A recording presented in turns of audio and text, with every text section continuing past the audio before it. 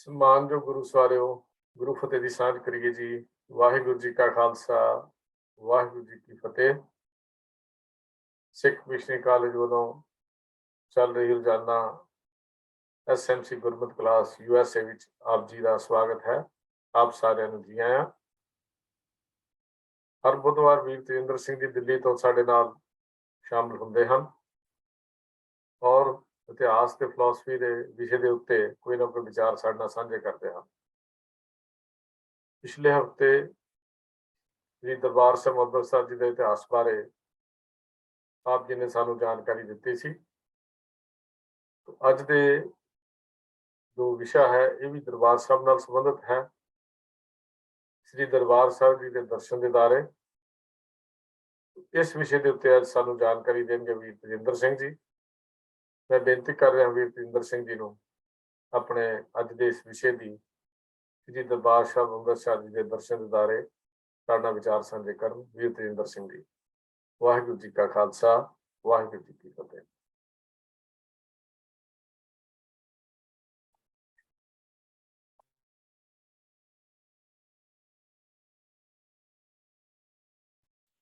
हाँ जी।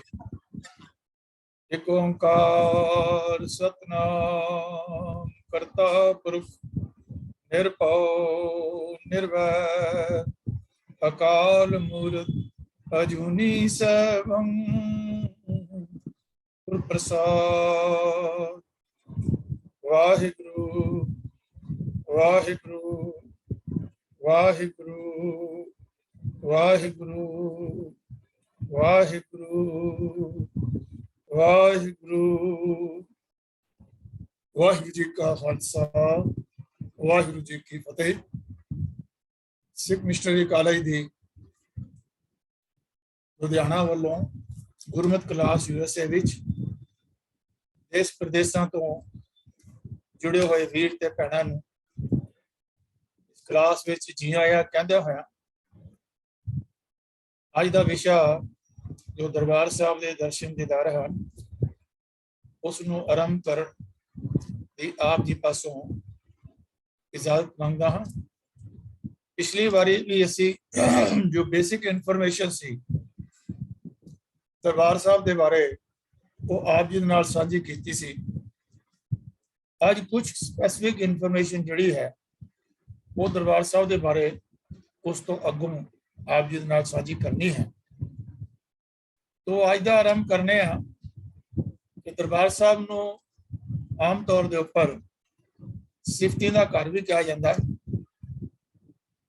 कि संसार के जिथे किधरे भी कोई सिख रह रहा है उसकी प्रबल तांग बनी रहती है कि जिंदगी में घट्टो घट एक बारी दरबार साहब के अंमृतसर जी के जिहड़े इशनान हो जाए और इस इच्छा की पूर्ति लई अपनी नित की अरदास विच अकाल पुरख जी अगे अरजोई करता रहता है। उस लई इस स्थान तो पवित्र स्थान संसार भर विच होर कोई नहीं, क्योंकि यह सुभागी भूमि है जिथे 10 विचों 8 सिख गुरु साहिबान दे चरण पए हैं। आदि श्री गुरु ग्रंथ साहिब जी का इत्थे प्रथम प्रकाश होया है, जिसनों असीं आदि बीड़ भी कहने हैं। गुरु नानक साहब पहली बारी आई मरदाना जी नाल इत्थे 1502 ईस्वी विच पधारे ते इस दा शांत वातावरण उन्हां नूं बहुत भाया, चंगा लगा। इस तो मगरों 1532 ईस्वी नूं वो फिर भाई लैणे ते बाबा बुढ़ा जी नाल इस छपड़ी दे कंढे कुछ देर लई ठहरे ते उन्होंने इस नूं सुखावी जगह समझ के इस नूं दिलों पसंद किया। गुरबाणी विच भी वचन है कि जिथे बैसन साध जन सोथान सुहंदा कोई सेवन समरथ अपना बिनसै सब मंदा। अंग 319 श्री गुरु ग्रंथ साहब जी दे विच के बोल जिहड़े हैं सुभाएमान हैं। इतिहास लिखता है कि इत्थे एक ढाब तलाब सी जिसनूं चौथे पातशाह श्री गुरु रामदास साहब जी ने गुरु अमरदास जी के हुक्म नाल वड्डा ते डूंगा करवाया ਤੇ ਇਸ ਦਾ ਨਾਮ ਰਾਮਦਾਸ ਸਰ, ਗੁਰੂ ਕਾ ਚੱਕ, ਰਾਮਦਾਸਪੁਰ ਪੈ ਗਿਆ। ਤੇ ਮਗਰੋਂ ਅੰਮ੍ਰਿਤਸਰ ਅੰਮ੍ਰਿਤ ਦਾ ਸਰੋਵਰ ਹੋ ਗਿਆ। ਇਸ ਦੇ ਆਸ-ਪਾਸ ਸੰਗਤਾਂ ਤੇ ਵਪਾਰੀਆਂ ਨੇ ਆਪਣੀ ਆਬਾਦੀ ਕਰ ਲਈ। ਉਸ ਵਸੋਂ ਨੂੰ ਵੀ ਅੰਮ੍ਰਿਤਸਰ ਹੀ ਕਿਹਾ ਜਾਣ ਲੱਗ ਪਿਆ। ਇਸ ਤਰ੍ਹਾਂ ਮੌਜੂਦਾ ਸ਼ਹਿਰ ਅੰਮ੍ਰਿਤਸਰ ਉਸ ਥਾਂ ਤੇ ਵਿਸ਼ਵ ਦੇ ਅਧਿਆਤਮਕ ਨਕਸ਼ੇ ਤੇ ਉੱਭਰ ਕੇ ਸਾਹਮਣੇ ਆਇਆ, ਜਿਸ ਨੂੰ ਸ਼ੁਰੂ ਵਿੱਚ ਆਮ ਕਰਕੇ ਚੱਕ ਗੁਰੂ ਕਾ ਕਰਕੇ ਜਾਣਿਆ ਜਾਂਦਾ ਸੀ, ਜਿਸ ਲਈ ਥਾਂ ਗੁਰੂ ਰਾਮਦਾਸ ਜੀ ਵੱਲੋਂ ਪਿੰਡ ਤੁੰਗ, ਸੁਲਤਾਨਵਿੰਡ ਅਤੇ ਆਸ-ਪਾਸ ਦੇ ਪਿੰਡਾਂ ਦੇ ਜ਼ਿਮੀਂਦਾਰਾਂ ਪਾਸੋਂ 700 ਅਕਬਰੀ ਮੋਹਰਾਂ ਦੇ ਕੇ ਖਰੀਦੀ ਗਈ ਸੀ। ਇਸ ਦਾ ਹਵਾਲਾ ਅੰਮ੍ਰਿਤਸਰ ਗਜ਼ਟੀਅਰ 1914 ਈਸਵੀ ਅਤੇ ਗਾਈਡ ਟੂ ਦੀ ਦਰਬਾਰ ਸਾਹਿਬ ਔਰ ਗੋਲਡਨ ਟੈਂਪਲ ਬਾਈ ਸੁੰਦਰ ਸਿੰਘ ਰਾਮਗੜੀਆ, ਉਹਦੀ ਪੇਜ 5 ਦੇ ਉੱਪਰ ਐਡੀਸ਼ਨ 1903 ਵਾਲੀ ਚ ਇਸ ਬਾਰੇ ਜ਼ਿਕਰ ਜਿਹੜਾ ਹੈ ਉਹ ਆਉਂਦਾ ਹੈ। ਅੰਮ੍ਰਿਤਸਰ ਸ਼ਹਿਰ ਦੀ ਸਿਰਜਣਾ ਤੋਂ ਪਹਿਲੇ ਗੁਰੂ ਅਮਰਦਾਸ ਜੀ ਨੇ ਬਾਬਾ ਬੁੱਢਾ ਜੀ ਨੂੰ ਕਹਿ ਕੇ ਸ਼ਹਿਰ ਵਾਲੀ ਥਾਂ ਦੇ ਨੇੜੇ ਹੀ ਇੱਕ ਜੰਗਲ ਲਗਵਾਇਆ, ਜਿਸ ਨੂੰ ਅੱਜ ਬੀੜ ਬਾਬਾ ਬੁੱਢਾ ਜੀ ਕਿਹਾ ਜਾਂਦਾ ਹੈ, ਤਾਂ ਕਿ ਸ਼ਹਿਰ ਦੇ ਨਿਰਮਾਣ ਲਈ ਵਧੀਆ ਲੱਕੜ ਨੇੜਿਓਂ ਹੀ ਮਿਲ ਸਕੇ। ਅੰਮ੍ਰਿਤਸਰ ਸਰੋਵਰ ਦੀ ਖੁਦਾਈ ਗੁਰੂ ਅਮਰਦਾਸ ਜੀ ਦੇ ਹੁਕਮ ਨਾਲ ਗੁਰੂ ਰਾਮਦਾਸ ਜੀ ਨੇ 6 ਨਵੰਬਰ 1573 ਈਸਵੀ ਨੂੰ ਆਰੰਭ ਕਰਵਾਈ। ਹਵਾਲਾ ਗਿਆਨੀ ਗਿਆਨ ਸਿੰਘ ਤਵਾਰੀਖ ਗੁਰੂ ਖਾਲਸਾ ਪੰਨਾ 344। ਬਾਬਾ ਬੁੱਢਾ ਜੀ ਅਨੁਸਾਰ ਸਰੋਵਰ ਦੀ ਖੁਦਾਈ ਲਈ ਪਹਿਲਾ ਟੱਕ ਗੁਰੂ ਰਾਮਦਾਸ ਜੀ ਨੇ ਆਪਣੇ ਕਰ ਕਮਲਾਂ ਦੁਆਰਾ ਲਗਾਇਆ ਅਤੇ ਇਹ ਸੇਵਾ ਕਾਰਜ ਦੁੱਖ ਭੰਜਨੀ ਡੇਰੀ ਨੇੜਿਓਂ ਪ੍ਰਾਰੰਭ ਹੋਇਆ। ਅਗਲੇ ਸਾਲ ਗੁਰੂ ਅਮਰਦਾਸ ਜੀ ਜੋਤੀ ਜੋਤ ਸਮਾ ਗਏ, ਜਿਸ ਕਰਕੇ ਇਹ ਸੇਵਾ ਕਾਰਜ ਰੁਕ ਗਿਆ।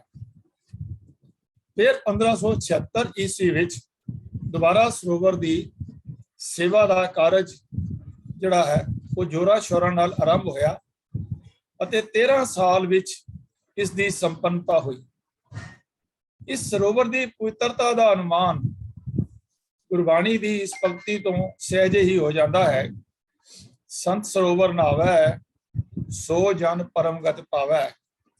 ਹਾਲਾਂਕਿ ਸੰਤ ਸਰੋਵਰ ਦਾ ਭਾਵ ਸਾਧ ਸੰਗਤ ਹੈ, तो इतने जो साध संगत ਹੁੰਦੀ ਸੀ ਸਰੋਵਰ ਦੇ ਆਲੇ ਦੁਆਲੇ ਜੋ ਦਰਬਾਰ ਸਾਹਿਬ ਹੈ, ਉਸ ਦੀ ਮਹਾਨਤਾ ਕਰਕੇ ਜਿਹੜਾ ਹੈ ਇਸ ਸਰੋਵਰ ਦੀ ਪਵਿੱਤਰਤਾ ਵੀ ਜਿਹੜੀ ਸੀ। ਔਰ ਇਹ ਸਰੋਵਰ ਦੀ ਪਵਿੱਤਰਤਾ ਜਾਂ ਮਹਾਨਤਾ ਇਸ ਕਰਕੇ ਵੀ ਹੈ ਕਿ ਇੱਥੇ ਜੋ ਗੁਰੂ ਸਾਹਿਬ ਨੇ ਇੱਕ ਸਿਸਟਮ, ਕਾਸਟ ਸਿਸਟਮ ਨੂੰ ਤੋੜਨ ਵਾਸਤੇ, ਛੂਆ-ਛੂਤ ਨੂੰ ਤੋੜਨ ਵਾਸਤੇ ਇਸ ਸਰੋਵਰ ਵਿੱਚ ਸਾਰਿਆਂ ਨੂੰ ਇਕੱਠਿਆਂ ਹੀ ਇਸ਼ਨਾਨ ਕਰਨ ਦਾ ਜਿਹੜਾ ਸੱਦਾ ਦਿੱਤਾ। तो इस करके सरोवर की महानता जिहड़ी है वो बहुत वध गई। और औखे समय अंदर जिस वेले दरबार साहब के अंदर सिखां संगतां नूं दर्शन दीदारे नहीं सन करन दिते जांदे, तो उस वेले भी सिंघां ने अपनी जान ते खेड करके कई शहीदियां पा के भी इस सरोवर दे विच आके इशनान करते रहे। उन्हां दी वंगार नूं कबूलिया कि तुसीं सानूं नहीं आउण दिंदे ते असीं इत्थे जरूर आना है। तो सेवा करदियां हर समय संगत विच विशेष उमाह देखा जाता सी। इस समय तक गुरगद्दी ते गुरु अर्जन देव जी पंजवें पातशाह गुरु के रूप विच विराजमान हो चुके सन। उन्होंने इस पावन सरोवर के ऐन विचकार हरमंदर साहिब रब दा घर बनाया, जिसका नींह पत्थर मुसलमान दरवेश पीर मुहम्मद मईन अल इस्लाम, जिन्होंने प्यार ते सत्कार नाल सैयद मियाँ मीर जी भी कह के याद किया जाता है। उन्होंने 1 माघ 1631 बिक्रमी मुताबक 28/12/1588 ईस्वी नूं रखिया ते 1601 ईस्वी विच एक कारज मुकम्मल होया। रेफरेंस पुस्तक द गोल्डन टैंपल बाई श्रोमणी गुरुद्वारा प्रबंधक कमेटी पन्ना 6। आदि ग्रंथ साहिब की संपादना पंजवें पातशाह जी ने 1604 ईस्वी विच संपूर्ण करवाई ते नानकशाही कैलेंडर अनुसार 1 सितंबर 1604 नूं आदि ग्रंथ साहिब नूं हरमंदर साहिब विच विराजमान करन दी ਪਵਿੱਤਰ ਕਾਰਵਾਈ ਅਮਲ ਵਿੱਚ ਲਿਆਂਦੀ। ਬਾਬਾ ਬੁੱਢਾ ਜੀ ਨੇ ਆਪਣੇ ਸੀਸ ਤੇ ਆਦਿ ਗ੍ਰੰਥ ਸਾਹਿਬ, ਜਿਸ ਨੂੰ ਬੀੜ ਸਾਹਿਬ ਵੀ ਕਹਿੰਦੇ ਨੇ, ਆਦਿ ਬੀੜ ਵੀ ਕਹਿੰਦੇ ਹਨ, ਨੂੰ ਬੜੇ ਅਦਬ ਸਤਿਕਾਰ ਨਾਲ ਸੁਭਾਇਮਾਨ ਕੀਤਾ ਅਤੇ ਪੰਚਮ ਪਿਤਾ ਸਤਿਕਾਰ ਵਿੱਚ ਚੌਰ ਕਰਦੇ ਰਹੇ। ਇਹ ਰਾਮਸਰ ਦੇ ਸਥਾਨ ਤੋਂ ਇਸ ਬੀੜ ਨੂੰ, ਜਿੱਥੇ ਇਸ ਬੀੜ ਦੀ ਲਿਖਾਈ ਹੋਈ ਸੀ ਭਾਈ ਗੁਰਦਾਸ ਜੀ ਵੱਲੋਂ, ਉੱਥੋਂ ਇੱਕ ਨਗਰ ਕੀਰਤਨ ਦੇ ਤੌਰ ਦੇ ਉੱਪਰ ਸ਼ਬਦ ਪੜ੍ਹਦੇ ਪੜ੍ਹਦੇ ਇਸ ਨੂੰ ਦਰਬਾਰ ਸਾਹਿਬ ਦੇ ਅੰਦਰ ਲੈ ਕੇ ਆਏ ਔਰ ਇਸ ਦਰਬਾਰ ਸਾਹਿਬ ਵਿੱਚ ਬਿਰਾਜਮਾਨ ਕੀਤਾ। ਇਸ ਸ਼ੁਭ ਕਰਮ ਨਾਲ ਨਵੀਂ ਉਸਰੀ ਨਗਰੀ ਦੀ ਕਿਸਮਤ ਜਾਗ ਪਈ। ਸਾਰਾ ਸ਼ਹਿਰ ਧਾਰਮਿਕ ਸੁਗੰਧੀ ਨਾਲ ਪੁਨੀਤ ਹੋ ਗਿਆ। ਹਰਿਮੰਦਰ ਸਾਹਿਬ ਦੇ ਪ੍ਰਥਮ ਗ੍ਰੰਥੀ ਵਜੋਂ ਥਾਪੇ ਗਏ ਬਾਬਾ ਬੁੱਢਾ ਜੀ ਨੇ ਆਦਿ ਗ੍ਰੰਥ ਸਾਹਿਬ ਵਿੱਚੋਂ, ਆਦਿ ਬੀੜ ਵਿੱਚੋਂ ਪ੍ਰਥਮ ਹੁਕਮਨਾਮਾ ਲਿਆ, ਜੋ ਅੰਗ 783 ਤੇ ਸੁਸ਼ੋਭਿਤ ਹੈ ਔਰ ਇਸ ਦੇ ਪ੍ਰਾਰੰਭਿਕ ਸ਼ਬਦ ਇਹ ਹਨ: ਸੂਹੀ ਮਹਿਲਾ ਪੰਜਵਾਂ, ਸੰਤਾਂ ਕੇ ਕਾਰਜ ਆਪ ਖਲੋਇਆ, ਹਰ ਕੰਮ ਕਰਾਵਣ ਆਇਆ ਰਾਮ।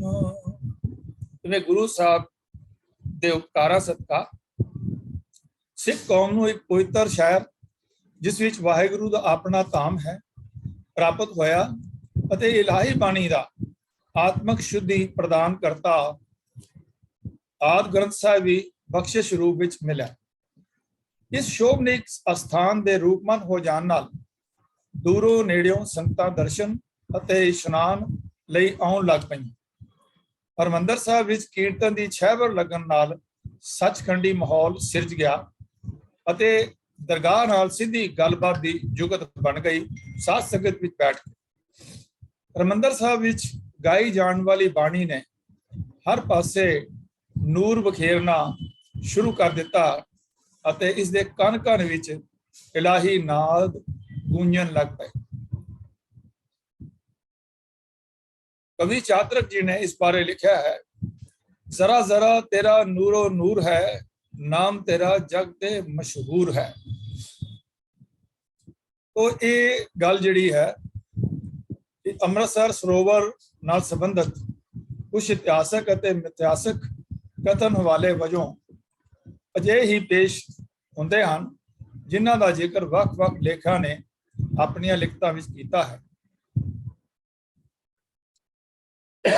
ਇਹ ਮੰਨਣਾ ਹੈ ਸਾਡਾ ਕਿ ਇਹ ਗੁਰਾਂ ਦੀ ਇਹ ਨਗਰੀ ਸਤਿਗੁਰਾਂ ਦੀ ਮਿਹਰ ਅਤੇ ਬਖਸ਼ਿਸ਼ਾਂ ਸਦਕਾ ਹੀ ਅੰਮ੍ਰਿਤਮਈ ਪ੍ਰਭਾਵ ਵਾਲੀ ਬਣੀ। SCPC ਵੱਲੋਂ ਲਿਖੀ ਪੁਸਤਕ ਦਾ ਗੋਲਡਨ ਟੈਂਪਲ ਪੰਨਾ 5 ਅਨੁਸਾਰ ਹਰਿਮੰਦਰ ਸਾਹਿਬ ਤੇ ਸਰੋਵਰ ਵਾਲੇ ਸਥਾਨ ਦੀ ਪੁਰਾਤਨ ਸਮਿਆਂ ਵਿੱਚ ਪ੍ਰਾਪਤ ਕੀਤੀ ਮਹੱਤਤਾ ਬਾਰੇ ਇਹ ਵੀ ਲਿਖਿਆ ਮਿਲਦਾ ਹੈ ਕਿ ਮਹਾਤਮਾ ਬੁੱਧ ਇੱਥੇ ਕੁਝ ਦੇਰ ਲਈ ਰੁਕੇ ਸਨ ਅਤੇ ਉਹਨਾਂ ਨੇ ਇਸ ਢਾਬ ਵਾਲੀ ਜਿਹੜੀ ਹੈ ਬਹੁਤ ਹੀ ਸੁਹਾਵਣੀ ਕੁਦਰਤੀ ਰੰਗ ਵਿੱਚ ਰੰਗੀ ਜਗ੍ਹਾ ਤੇ ਆਰਾਮ ਕੀਤਾ ਸੀ ਅਤੇ ਇਸ ਸਥਾਨ ਬਾਰੇ ਫਰਮਾਇਆ ਸੀ ਕਿ ਭਿਕਸ਼ੂਆਂ ਵੱਲੋਂ ਨਿਰਵਾਣ ਪ੍ਰਾਪਤੀ ਲਈ ਇਹ ਜਗ੍ਹਾ ਹਾਲੇ ਤੱਕ ਦੇਖੀਆਂ ਸਾਰੀਆਂ ਜਗ੍ਹਾ ਨਾਲੋਂ ਵਧੇਰੇ ਉੱਤਮ ਹੈ।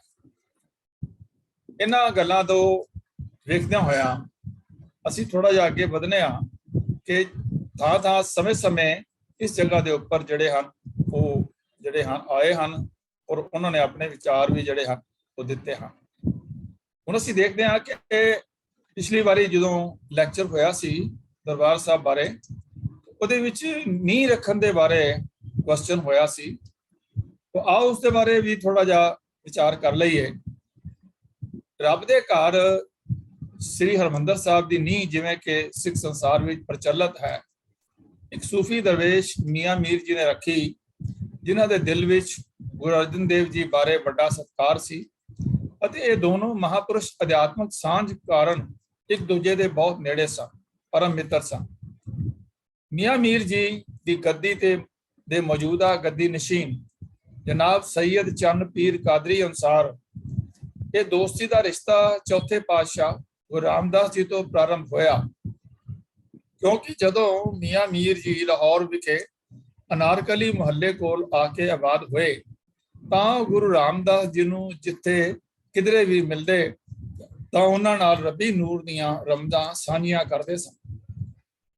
ਪੀਰ ਜੀ ਅਨੁਸਾਰ ਉਸ ਵਕਤ ਵੀ ਗੁਰੂ ਰਾਮਦਾਸ ਜੀ ਦੀ ਇੱਛਾ ਸੀ ਕਿ ਉਹ ਇੱਕ ਅਜਿਹੇ ਸਥਾਨ ਦਾ ਨਿਰਮਾਣ ਕਰਨਾ ਚਾਹੁੰਦੇ ਹਨ ਜਿਹੜਾ ਹਰ ਕਿਸੇ ਮਨੁੱਖ ਲਈ ਬਿਨਾਂ ਕਿਸੇ ਭੇਦਭਾਵ ਦੇ ਖੁੱਲਾ ਹੋਵੇ ਤੇ ਉਸ ਦੀ ਨੀਂਹ ਵੀ ਉਹ ਕਿਸੇ ਉੱਚ ਪਾਏ ਦੇ ਰੱਬ ਦੇ ਭਗਤਾਂ ਤੋਂ ਰਖਵਾਉਣਾ ਚਾਹੁੰਦੇ ਸਨ।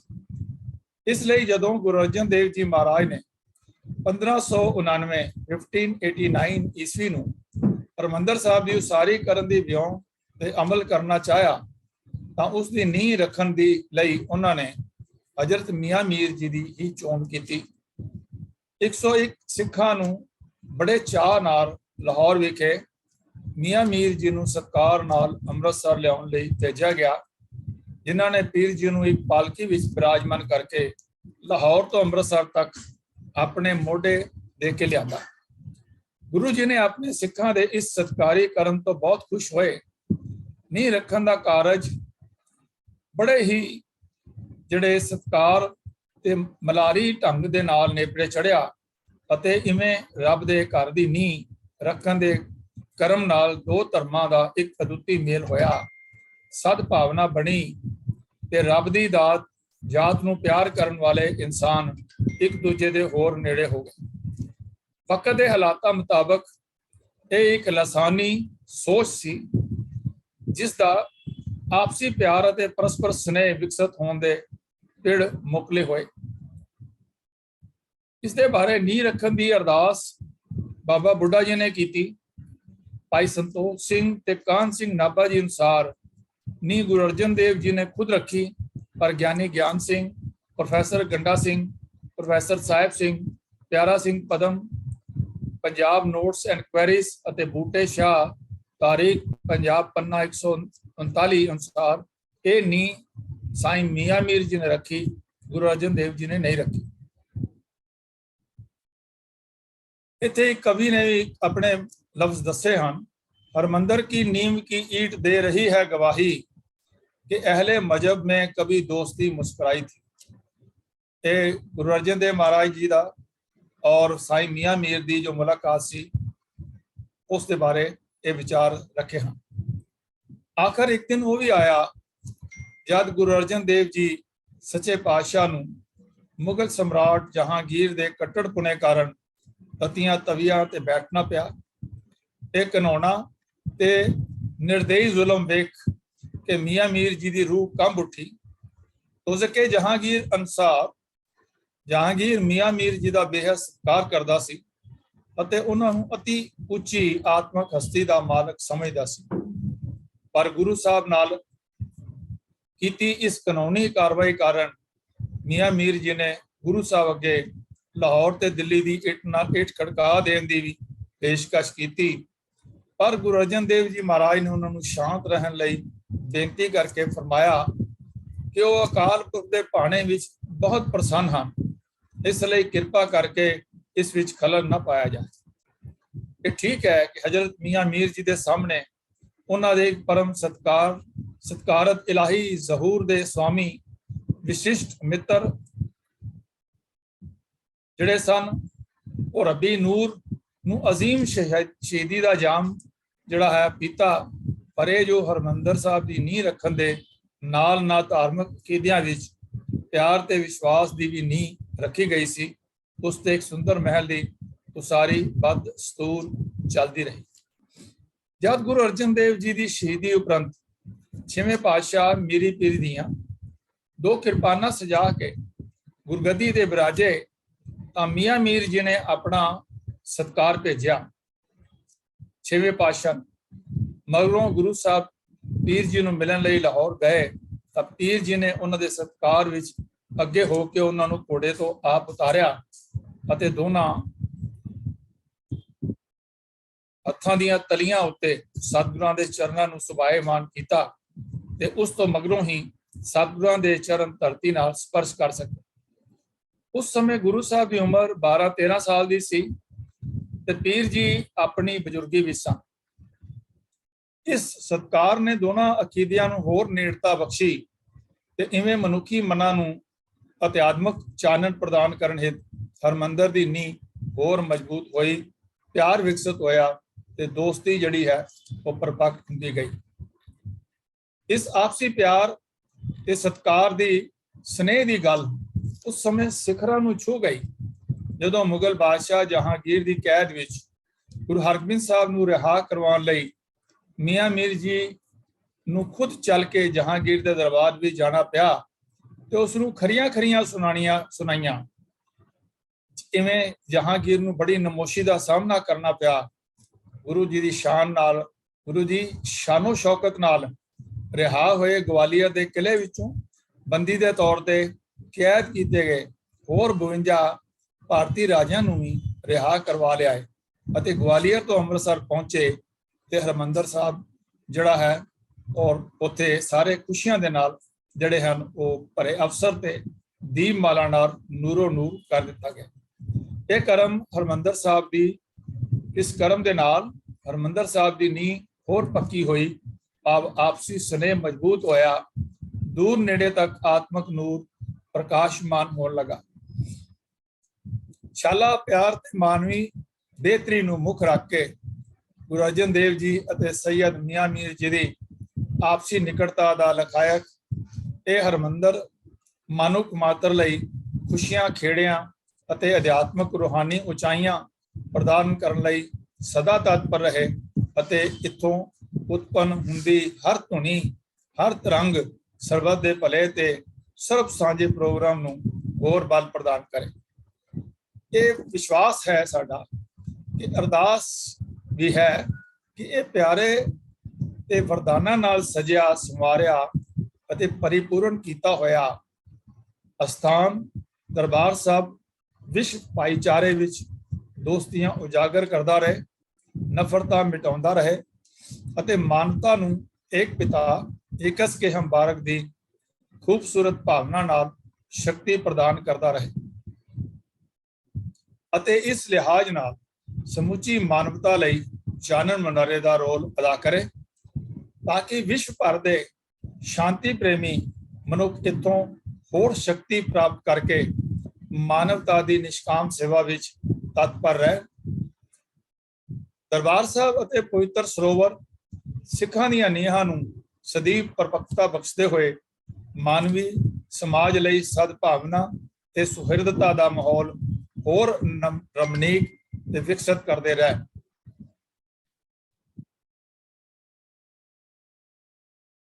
ਆਓ ਇਸ ਤੋਂ ਬਾਅਦ ਅਸੀਂ ਥੋੜਾ ਦਰਬਾਰ ਸਾਹਿਬ ਦੇ ਜੋ ਕੰਸਟਰਕਸ਼ਨ ਹੈ ਉਸ ਬਾਰੇ ਵੀ ਅਸੀਂ ਗੱਲ ਕਰਦੇ ਹਾਂ। ਪ੍ਰੋਫੈਸਰ ਪੂਰਨ ਸਿੰਘ ਜੀ ਨੇ ਆਪਣੀ ਕਿਤਾਬ ਦ ਬੁੱਕ ਆਫ ਦ 10 ਮਾਸਟਰਸ ਵਿੱਚ ਦਰਬਾਰ ਸਾਹਿਬ ਦੀ ਮਹਿਮਾ ਦਾ ਵਿਖਿਆਨ ਕਰਦਿਆਂ ਹੋਇਆ ਲਿਖਿਆ ਹੈ ਕਿ ਦਰਬਾਰ ਸਾਹਿਬ ਅੰਦਰ ਹਰਿਮੰਦਰ ਸਾਹਿਬ ਤਾਂ ਬਸ ਮਿਲਾਪ ਹੀ ਮਿਲਾਪ ਹੈ, ਪਿਆਰ ਹੀ ਪਿਆਰ ਹੈ। ਇਹ ਐਸਾ ਮਹਾਨ ਤੀਰਥ ਹੈ ਜਿੱਥੇ ਹੋਰ ਤੀਰਥ ਆ ਕੇ ਸੇਵਕ ਬਣ ਜਾਂਦੇ ਹਨ ਅਤੇ ਆਪਣੀ ਹਾਜ਼ਰੀ ਲਵਾਉਂਦੇ ਹਨ। ਇੱਥੇ ਦਰਬਾਰ ਸਾਹਿਬ ਦੇ ਵਿੱਚ ਆ ਕਰਕੇ ਕਿਸੇ ਹੋਰ ਤੀਰਥ ਤੇ ਜਾਣ ਦੀ ਜਿਹੜੀ ਹੈ ਉਹ ਲੋੜ ਹੀ ਮਹਿਸੂਸ ਨਹੀਂ ਹੁੰਦੀ। ਭਾਈ ਨੰਦ ਲਾਲ ਜੀ ਨੇ ਸਿੰਘ ਜੀ ਨੇ ਵੀ ਇਸ ਅਲਾਹੀ ਤੀਰਥ ਦੀ ਸ਼ੋਭਾ ਵਿੱਚ ਆਪਣੀ ਲਿਖਤ ਜੋਤ ਵਿਗਾਸ ਵਿੱਚ ਕੁਝ ਇਸੇ ਪ੍ਰਕਾਰ ਦੀ ਜਿਹੜੀ ਹੈ ਉਹ ਭਾਵਨਾ ਜਿਹੜੀ ਹੈ ਉਹ ਵਿਅਕਤ ਕੀਤੀ ਹੈ। ਗੁਰੂ ਅਰਜਨ ਦੇਵ ਸੱਚੇ ਪਾਤਸ਼ਾਹ ਜੀ ਨੇ ਸਰੋਵਰ ਦੇ ਵਿਚਕਾਰ ਹਰਿਮੰਦਰ ਸਾਹਿਬ ਦੀ ਰਚਨਾ ਲਈ ਜੋ ਥੜਾ ਉਸਰਵਾਇਆ ਉਹ 67 ਹੱਥ ਲੰਬਾ ਤੇ 67 ਹਾਥੀ ਚੌੜਾ ਹੈ। ਗੁਰਮੁਖ ਸੱਜਣ ਇਸ ਪ੍ਰਥਾਏ ਉਹਨਾਂ ਦਾ ਵਿਚਾਰ ਹੈ ਕਿ ਇਹ ਜੋ ਸਥਾਨ ਇੱਥੇ ਬਣਾਇਆ ਹੈ ਗੁਰੂ ਸਾਹਿਬ ਨੇ ਹਰਿਮੰਦਰ ਸਾਹਿਬ ਦੇ ਸਥਲ ਨੂੰ 67 ਹੱਥ ਵਰਗਾ ਕਰ ਰੱਖ ਕੇ ਸੰਸਾਰ ਦੇ ਸਾਰੇ ਤੀਰਥ ਜਿਹੜੇ ਹਨ ਉਹ ਇਸ ਨਾਲ ਜੋੜ ਦਿੱਤੇ। ਭਾਵ ਤੀਰਥ ਦਰਬਾਰ ਸਾਹਿਬ ਉਸ ਸਥਲ ਉੱਪਰ ਸਿਰਜ ਕੇ ਸ਼ਰਧਾਲੂਆਂ ਦੇ ਦਿਲਾਂ ਵਿੱਚੋਂ ਤੀਰਥਾਂ ਦੇ ਭਰਮਣ ਤੇ ਭਟਕਣ ਦੀ ਲਾਲਸਾ ਹੀ ਮੁਕਾ ਦਿੱਤੀ। ਇਸ ਤਰ੍ਹਾਂ ਇੱਕ ਪਰੰਪਰਾਵਾਦੀ ਸ਼ਰਧਾਲੂ ਨੂੰ ਹਰਿਮੰਦਰ ਸਾਹਿਬ ਦੇ ਦਰਸ਼ਨਾਂ ਵਿੱਚ ਹੀ ਸਾਰੇ ਤੀਰਥਾਂ ਦਾ ਜਿਹੜਾ ਹੈ ਆਨੰਦ ਪ੍ਰਾਪਤ ਹੋ ਜਾਂਦਾ ਹੈ। ਉਹਨੂੰ ਕਿਤੇ ਹੋਰ ਤੀਰਥਾਂ ਦੇ ਭਟਕਣ ਦੀ ਲੋੜ ਨਹੀਂ। ਔਰ ਜਿਹੜਾ ਤੀਰਥ ਦਾ ਕਨਸੈਪਟ ਹੈ ਉਹੀ ਗੁਰੂ ਸਾਹਿਬ ਨੇ ਖਤਮ ਕਰ ਦਿੱਤਾ ਕਿ ਅਸਲੀ ਤੀਰਥ ਹੈ ਅੰਤਰਗਤ ਤੀਰਥ ਮਲ ਨਾਉ। तो साध संगत विच बैठ करके ਜਦੋਂ ਸਾਧ ਸੰਗ ਮਲ ਲਾਥੀ ਪਾਰ ਬ੍ਰਹਮ ਪੈ ਸਾਥੀ, ਉਸ ਸਾਧ ਸੰਗਤ ਵਿੱਚ ਬੈਠ ਕਰਕੇ ਹੀ ਆਪਣੇ ਮਨ ਦੀ ਮੈਲ ਲਾਣੀ ਹੈ ਕਿ ਜੋ ਲੋਕੀ ਉਸ ਵਕਤ ਸਮਝਦੇ ਸਨ ਕਿ ਤੀਰਥਾਂ ਦੇ ਇਸ਼ਨਾਨ ਕਰਨ ਨਾਲ ਜਿਹੜੀ ਹੈ ਮਨ ਦੀ ਮੈਲ ਉਤਰ ਜਾਂਦੀ ਹੈ। तो गुरु साहब ने गुरबाणी अंदर स्पष्ट फरमाया है कि तन धोते मन अच्छा ना होए, कि तन नूं धोण दे नाल मन अच्छा नहीं हुंदा। ते साध संग मल लाथी, ते साध संगत विच बैठ करके ही जिहड़ी मन दी मैल जिहड़ी है वो उतर सकती है। इस नवीं सोच ने संगतां विच नवां इनकलाब लिया दिता, जिस ने उन्हां दी वख-वख तीर्थां दे फजूल विच गेड़े कट के अपना धन ते समां अजाई बर्बाद करन दी रुचि नूं ठल पाउणी शुरू कर दित्ती। तीर्थां दे दर्शनां नालों बाणी दे शब्द नाल जुड़ के जीवन दी जुगत नूं संवारन दी क्रिया दरबार साहब तो प्रफुल्लित होई।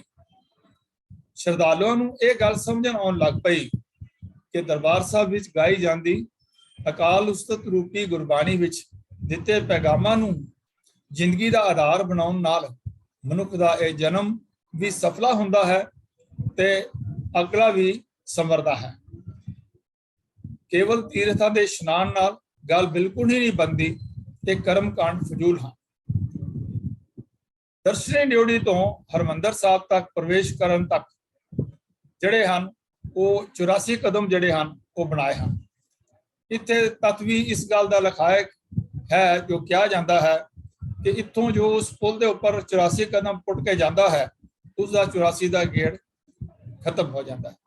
ਪਰ ਅਜਿਹੀ ਧਾਰਨਾ ਕਈ ਸ਼ਰਧਾਲੂਆਂ ਦੇ ਮਨ ਵਿੱਚ ਜੀਵਤ ਹੈ, ਪਰ ਗੁਰਬਾਣੀ ਵਿੱਚ ਦੱਸੇ ਮੁਤਾਬਕ ਮੁਕਤੀ ਗੁਰਬਾਣੀ ਅਨੁਸਾਰ ਜੀਵਨ ਨਾਲ ਪ੍ਰਾਪਤ ਹੋਵੇਗੀ।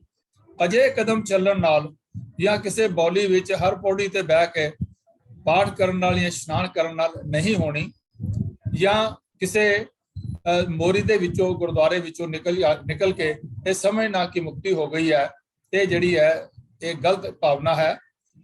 ਦਰਬਾਰ ਸਾਹਿਬ ਅੰਦਰ ਗਾਈ ਜਾਂਦੀ ਇਲਾਹੀ ਬਾਣੀ ਦੀ ਪਵਿੱਤਰ ਭਾਵਨਾ ਅਭਿਲਾਸ਼ੀ ਦੀ ਆਤਮਾ ਤੋਂ ਦੁਨਿਆਵੀ ਮੈਲ ਲਾ ਦਿੰਦੀ ਹੈ। ਅਵਸ਼ੀ ਗੁਰਬਾਣੀ ਕੀਰਤਨ ਉਸਦੇ ਮਨ ਨੂੰ ਸਹਿਜਤਾ ਤੇ ਸੁਹਜਤਾ ਬਖਸ਼ਦਾ ਹੈ ਅਤੇ ਇਵੇਂ ਮਨੁੱਖ ਭਟਕਣਾ ਤੋਂ ਹਟ ਕੇ ਟਿਕਾਊ ਦੀ ਅਵਸਥਾ ਵਿੱਚ ਆ ਜਾਂਦਾ ਹੈ। ਅਧਿਆਤਮਿਕ ਮਾਰਗ ਤੋਂ ਪਾਂਧੀ ਨੂੰ ਆਪਣਾ ਮਾਰਗ ਸਰਲ ਜਾਪਣ ਲੱਗ ਪੈਂਦਾ ਹੈ। ਮੰਜ਼ਿਲ ਬਿਲਕੁਲ ਸਾਹਮਣੇ, ਇਵੇਂ ਗੁਰਬਾਣੀ ਦੇ ਦੱਸੇ ਅਨੁਸਾਰ ਜੀਵਨ ਜੀਣ ਵਾਲੇ ਉਪਾਸ਼ਕ ਨੂੰ ਨਾ ਤਾਂ 68 ਤੀਰਥਾਂ ਦੇ ਭ੍ਰਮਣ ਦੀ ਲੋੜ ਹੈ, ਕਿਉਂਕਿ ਨਾਮ ਜਪਤ ਕੋਟ ਮੱਝਨ ਇਸ਼ਨਾਨ ਹੋ ਜਾਂਦਾ ਹੈ, ਅਤੇ ਨਾ ਹੀ 84 ਲੱਖ ਜੋਨਾਂ ਦਾ ਹੀ ਡਰ ਰਹਿ ਜਾਂਦਾ ਹੈ। ਦਰਬਾਰ ਸਾਹਿਬ ਦੀ ਜ਼ਿਆਰਤ ਕਰਨ ਦੇ ਇਹ ਗੱਲ ਹਰ ਕਿਸੇ ਨੂੰ ਸੁਦ੍ਰਿੜ ਹੁੰਦੀ ਹੈ ਕਿ ਉਸਨੇ ਗੁਰਬਾਣੀ ਆਧਾਰਿਤ ਜੀਵਨ ਜੀਣਾ ਹੈ ਅਤੇ ਤੀਰਥਾਂ ਬਾਰੇ ਪ੍ਰਚਲਿਤ ਫਜ਼ੂਲ ਭਰਮਾਂ ਵਿੱਚ ਨਹੀਂ ਪੈਣਾ। ਇਹ ਹਰਮੰਦਰ ਦੀ ਪਵਿੱਤਰ ਦੇਣ ਹੈ। ਮੈਂ ਗੁਰਬਾਣੀ ਆਧਾਰ ਹੈ, ਗੁਰਬਾਣੀ ਲਾਗ ਰਹਾ ਹੂੰ, ਇਹ ਨਿਸ਼ਚਾ ਵੀ ਇੱਥੇ ਦਰਬਾਰ ਸਾਹਿਬ ਵਿੱਚ ਆ ਕਰਕੇ ਸਾਧ ਸੰਗਤ ਵਿੱਚ ਜੁੜਨ ਨਾਲ ਇਹ ਭਾਵਨਾ ਜਿਹੜੀ ਹੈ ਉਹ ਹੋਰ ਪੱਕੀ ਹੁੰਦੀ ਹੈ। ਆਮ ਹੁੰਦੇ ਹੈ ਕਿ ਜਿਹੜੀ ਚੀਜ਼ ਅਸੀਂ ਅਤੀ ਉੱਤਮ ਹੋਵੇ ਉਹ ਸੋਲਾਂਕਰਨ ਸੰਪੂਰਨ ਹੁੰਦੀ ਹੈ। ਦਰਬਾਰ ਸਾਹਿਬ ਦਾ ਇਸ ਲਿਹਾਜ਼ ਨਾਲ ਸਰਵ ਕਲਾ ਸੰਪੂਰਨ ਹੈ। ਇਸ ਦਾ ਪਵਿੱਤਰ ਸਰੋਵਰ ਨਕੋ ਨਕ ਭਰਿਆ ਹੋਇਆ ਪਰ ਅਡੋਲਤਾ ਵਿੱਚ ਪਸਰਿਆ ਹੋਇਆ ਹਰ ਕਿਸੇ ਨੂੰ ਪਰਿਪੂਰਨ ਹੋਣ ਦਾ ਅਹਿਸਾਸ ਕਰਾਉਂਦਾ ਹੈ। ਸੋਲਾਂਕਰਨ ਸੰਪੂਰਨ ਚੀਜ਼ ਉੱਤਮ ਤੋਂ ਉੱਤਮ ਹੁੰਦੀ ਹੈ। ਅੰਮ੍ਰਿਤਸਰ ਸਰੋਵਰ 17 ਫੁੱਟ ਡੂੰਘਾ ਹੋਣ ਕਾਰਨ ਸੋਲਾਂਕਰਨ ਨਾਲੋਂ ਵੀ ਉੱਤਮ ਹੈ। ਇਸ ਦੇ ਅੰਮ੍ਰਿਤ ਦੇ ਤੁਲ ਹੋਰ ਕੁਝ ਵੀ ਨਹੀਂ। ਪਿਛਲੇ 400 ਤੋਂ ਵੀ ਵੱਧ ਸਾਲਾਂ ਤੋਂ ਨਿਰੰਤਰ ਰੂਪ ਵਿੱਚ ਦਿਨ ਰਾਤ ਇਸ ਵਿੱਚ ਰੱਬੀ ਬਾਣੀ ਦੀਆਂ ਤਰੰਗਾਂ ਸੰਚਿਤ ਹੁੰਦੀਆਂ ਰਹਿੰਦੀਆਂ ਹਨ। ਇਸ ਲਈ ਇਸ ਜਲ ਤੋਂ ਵੱਧ ਹੋਰ ਮਹੱਤਵਪੂਰਨ ਕਿਹੜਾ ਜੋ ਹੈ ਉਹ ਸਾਧ ਸੰਗਤ ਵਾਲਾ ਜਿਹੜਾ ਹੋਏਗਾ, ਜਿੱਥੇ ਨਾਮ ਜਪ ਕੇ ਜਿਹੜੀ ਹੈ ਉਹ ਮਨ ਦੀ ਮੈਲ ਉਤਰਦੀ ਹੈ ਔਰ ਜਿਸ ਵਿੱਚ ਪ੍ਰਭੂ ਰੂਪੀ ਨਾਮ ਦੀ ਅਗੰਮੀ ਮਿਠਾਸ ਸਮਾਈ ਹੋਈ ਹੋਵੇਗੀ ਸਾਧ ਸੰਗਤ ਵਿੱਚ। ਜਿਸ ਪਵਿੱਤਰਤਾ ਕਾਰਨ ਇਹ ਵੀ ਭਾਵਨਾ ਹੈ ਕਿ ਇਹ ਜਲ ਖਰਾਬ ਨਹੀਂ ਹੁੰਦਾ, ਇਸ ਵਿੱਚ ਜਾਲਾ ਨਹੀਂ ਲੱਗਦਾ, ਕੋਈ ਜ਼ਹਿਰੀਲਾ ਕੀੜਾ ਮਕੌੜਾ ਇਸ ਵਿੱਚ ਪ੍ਰਵੇਸ਼ ਨਹੀਂ ਕਰਦਾ, ਮਕਾਰ ਤੇ ਢੋਂਗੀ ਬਗਲਾ, ਚੰਚਲ ਕਾਂ, ਗੰਦਗੀ ਨਾਲ ਜੀਵਨ ਜੋੜਨ ਤੇ ਤੋੜਨ ਵਾਲਾ ਇੱਲ ਵੀ ਇੱਥੇ ਆਉਣ ਤੋਂ ਕਤਰਾਉਂਦੀ ਹੈ ਅਤੇ ਕੋਈ ਐਸੀ ਚੀਜ਼ ਇਸ ਪਵਿੱਤਰ ਸਰੋਵਰ ਵਿੱਚ ਬਸੇਰਾ ਨਹੀਂ ਕਰ ਸਕਦੀ ਜਿਹੜੀ ਖੱਪ ਰੌਲਾ ਪਾਉਣ ਦੇ ਸੁਭਾਅ ਵਾਲੀ ਹੋਵੇ। ਇਹੀ ਕਾਰਨ ਹੈ ਕਿ ਕਿਸੇ ਨੇ ਹਾਲੇ ਤੱਕ ਹਰਿਮੰਦਰ ਸਾਹਿਬ ਦੇ ਦਰਬਾਰ ਸਾਹਿਬ ਦੇ ਇਲਾਹੀ ਸਰੋਵਰ ਵਿੱਚ ਹਰ ਵਕਤ ਟਾਂਟਾ ਕਰਕੇ ਅਸਮਾਨ ਨੂੰ ਸਿਰ ਤੇ ਚੁੱਕਣ ਵਾਲਾ ਇੱਕ ਵੀ ਡੱਡੂ ਨਹੀਂ ਦੇਖਿਆ। ਜੈਸੀ ਰਾਮ ਤਹਿਸੀਲਦਾਰ ਅਤੇ ਅੰਮ੍ਰਿਤਸਰ ਦੇ ਡੀਸੀ ਸਾਂਡਰਜ ਨੇ ਆਪਣੇ ਬੰਦਿਆਂ ਨੂੰ ਪਹਿਰਿਆਂ ਤੇ ਬਿਠਾ ਕੇ ਇਸ ਗੱਲ ਦੇ ਸਹੀ ਹੋਣ ਨੂੰ ਪ੍ਰਮਾਣਿਤ ਕੀਤਾ ਹੈ। ਹਵਾਲਾ ਤਵਾਰੀਖ ਸ੍ਰੀ ਅੰਮ੍ਰਿਤਸਰ, ਲਿਖਤ ਗਿਆਨੀ ਗਿਆਨ ਸਿੰਘ ਜੀ, ਪੰਨਾ 20। ਇੱਕ ਅੰਗਰੇਜ਼ ਲੇਖਕ ਤੇ ਯਾਤਰੂ ਦਰਬਾਰ ਸਾਹਿਬ ਸਰੋਵਰ ਨੂੰ ਲੈਕ ਆਫ ਇਮੋਰਟੈਲਿਟੀ ਆਫ ਅਮਰ ਕਰ ਦੇਣ ਵਾਲਾ ਸਰੋਵਰ ਕਹਿ ਕੇ ਸਤਿਕਾਰਦਾ ਹੈ।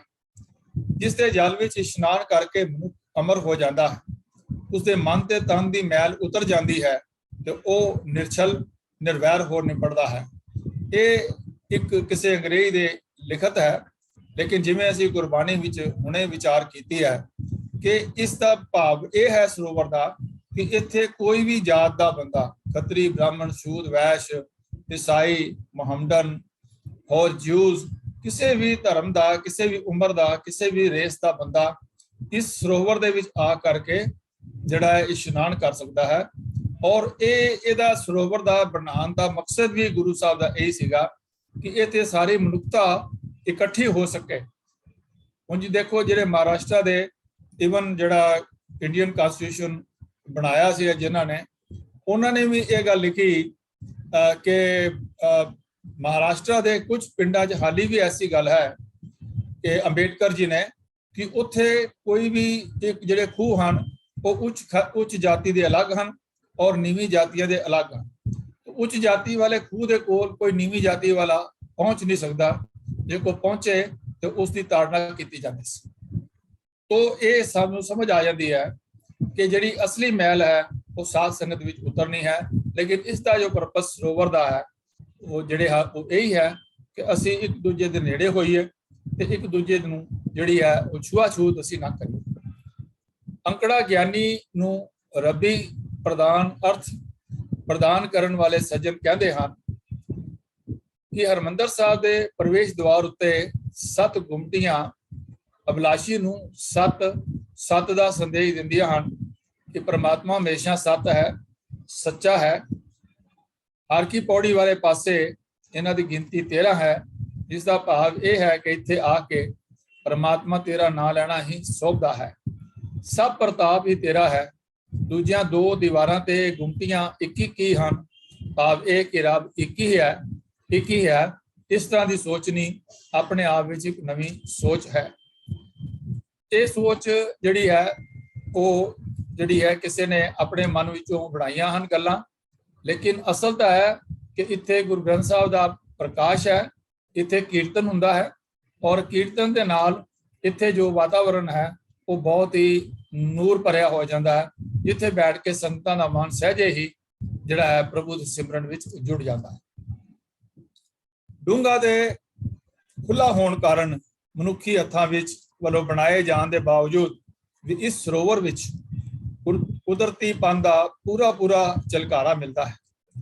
ਇਤਿਹਾਸਕ ਤੱਥ ਵੀ ਇਸ ਗੱਲ ਦੀ ਪੁਸ਼ਟੀ ਕਰਦੇ ਹਨ ਕਿ ਪੱਟੀ ਦੇ ਹਾਕਮ ਰਾਏ ਚੰਦ ਦੁਨੀ ਚੰਦ ਦੀ ਧੀ ਰਜਨੀ ਦਾ ਇਹਦੇ ਨਾਲ ਵੀ ਸੰਬੰਧ ਜੋੜਦੇ ਹਨ, ਲੇਕਿਨ ਉਹ ਜਿਹੜਾ ਹੈ ਉਹ ਇੱਥੇ ਕੋਈ ਉਸ ਨੂੰ ਠੀਕ ਨਹੀਂ ਸਮਝਿਆ ਜਾਂਦਾ।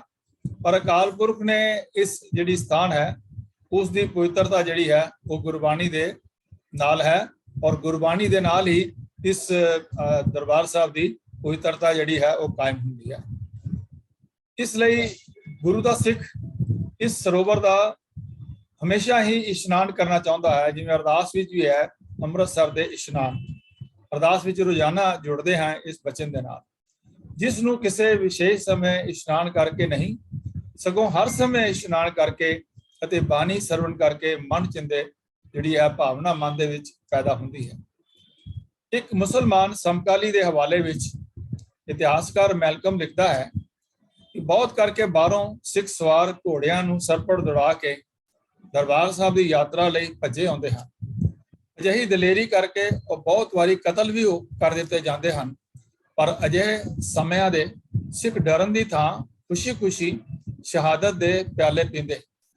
ਕਿਸੇ ਇੱਕ ਸਿੱਖ ਦੀ ਵੀ ਅਜਿਹੀ ਮਿਸਾਲ ਨਹੀਂ ਮਿਲਦੀ ਜਿੱਥੇ ਉਹ ਦਰਬਾਰ ਸਾਹਿਬ ਵੱਲ ਘੋੜੇ ਤੇ ਉੜਦਾ ਆਉਂਦਿਆਂ ਫੜੇ ਜਾਣ ਤੇ ਆਪਣੇ ਧਰਮ ਤੋਂ ਬੇਮੁਖ ਹੋਣ ਲਈ ਤਿਆਰ ਹੋ ਗਿਆ ਹੋਵੇ। ਇਸ ਪਿੱਛੇ ਜਜ਼ਬਾ ਇਹ ਸੀ ਕਿ ਸਿੱਖ ਹਰਮੰਦਰ ਅਤੇ ਇਸ ਦੇ ਸਰੋਵਰ ਦੇ ਇਸ਼ਨਾਨ ਦੇ ਤੁੱਲ ਹੋਰ ਕੁਝ ਵੀ ਨਹੀਂ ਸਮਝਦੇ। ਇਸ ਇਸ਼ਨਾਨ ਦੀ ਪ੍ਰਾਪਤੀ ਵਿੱਚ ਜੇਕਰ ਉਹਨਾਂ ਦੀ ਜਾਨ ਵੀ ਚਲੀ ਜਾਵੇ ਤਾਂ ਵੀ ਉਹ ਇਸ ਨੂੰ ਲਾਹੇਵੰਦ ਸੌਦਾ ਸਮਝ ਕੇ ਖੁਸ਼ ਹੁੰਦੇ ਹਨ।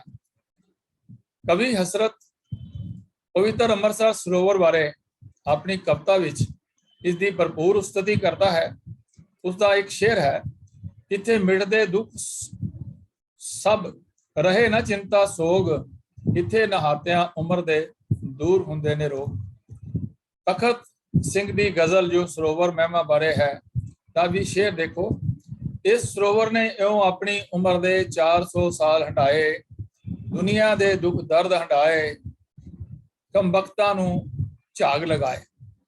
ਸਿੱਖਾਂ ਦੇ ਦਿਲ ਵਿੱਚ ਦਰਬਾਰ ਸਾਹਿਬ ਦੇ ਇਸ ਅੰਮ੍ਰਿਤ ਸਰੋਵਰ ਪ੍ਰਤੀ ਜੋ ਨਿਸ਼ਠਾ, ਸਤਿਕਾਰ ਤੇ ਸ਼ਰਧਾ ਹੈ ਉਹ ਬਿਆਨ ਤੋਂ ਬਾਹਰੀ ਹੈ। ਉਹ ਤਾਂ ਇਸ ਅਸਥਾਨ ਦੇ ਦਰਸ਼ਨ ਦੀਦਾਰਿਆਂ ਤੇ ਇਸ਼ਨਾਨ ਲਈ ਨਿਤ ਅਰਦਾਸਾਂ ਅਰਜ਼ੋਈਆਂ ਕਰਦਾ ਰਹਿੰਦਾ ਹੈ। ਆਪਣੀ ਜਾਨ ਹੂਲ ਕੇ ਵੀ, ਖਤਰੇ ਵਿੱਚ ਪਾ ਕੇ ਵੀ ਇਸ ਵਿੱਚ ਇਸ਼ਨਾਨ ਕਰਨ ਵਿੱਚ ਪਰਮਾਤਮਾ ਦੀ ਮਿਹਰ ਸਮਝਦਾ ਹੈ। ਉਹ ਤਾਂ ਹਰਿਮੰਦਰ ਸਰੋਵਰ ਵਿੱਚ ਇਵੇਂ ਇਸ਼ਨਾਨ ਕਰਨ ਆਉਂਦਾ ਹੈ ਜਿਵੇਂ ਪਰਵਾਨਾ ਆਪਣੇ ਇਸ਼ਟ ਸ਼ਮਾ ਦੇ ਕੁਰਬਾਨ ਹੋਣੇ ਚਾਈ ਚਾਈ ਆਉਂਦਾ ਹੈ। ਇਹ ਗੱਲ ਮੁਗਲ ਹਾਕਮਾਂ ਨੂੰ ਜਦ ਸਮਝ ਆਈ ਤਾਂ ਉਹਨਾਂ ਨੇ ਸਿੱਖਾਂ ਦੇ ਇਸ ਮੁਕੱਦਸ ਸਥਾਨ ਵਿੱਚ ਪ੍ਰਵੇਸ਼ ਨੂੰ ਰੋਕਣ ਲਈ ਸਖਤ ਪਹਿਰੇ ਬਿਠਾ ਦਿੱਤੇ। ਜਿੱਥੇ ਕਿਧਰੇ ਸਿੱਖ ਮਿਲਦਾ ਬਿਨਾਂ ਕਸੂਰ ਕਰਨ ਤੇ ਵੀ ਉਸ ਨੂੰ ਸ਼ਹੀਦ ਕਰ ਦਿੱਤਾ ਜਾਂਦਾ। ਸਿੱਖ ਹੋਣਾ ਹੀ ਉਸ ਦਾ ਸਭ ਤੋਂ ਵੱਡਾ ਕਸੂਰ ਹੋ ਗਿਆ।